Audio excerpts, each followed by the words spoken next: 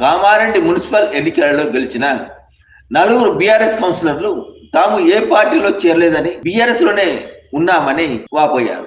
కొంతమంది సోషల్ మీడియాలో తాము కాంగ్రెస్ లో చేరినట్టు అసత్య ప్రచారం చేస్తున్నారని, ఆ ప్రచారాన్ని నమ్మొద్దని వారు మూకుమ్మడిగా ప్రకటించారు. ఈ మేరకు ఆ 4 బీఆర్ఎస్ కౌన్సిలర్లు కాంగ్రెస్ లో చేరుతున్నట్టు సోషల్ మీడియాలో తప్పుడు ప్రచారాన్ని ఖండించారు. ఈ సోషల్ మీడియా ప్రచారం సందర్భంగా ఆ 4 బీఆర్ఎస్ కౌన్సిలర్లు ఒక వీడియోను విడుదల చేశారు. తాము ఏ పార్టీలో చేరలేదని, బీఆర్ఎస్ పార్టీలోనే ఉన్నామని స్పష్టం చేశారు.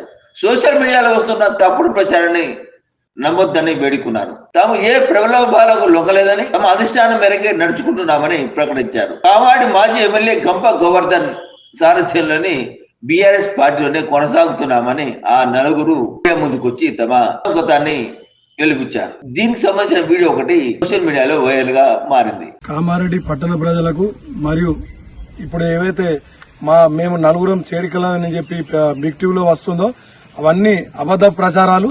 మేము ఎలాంటి ప్రలోభాలకు గురి కాలేదు, ఎలాంటి పార్టీలోకి మేము వెళ్లలేదు.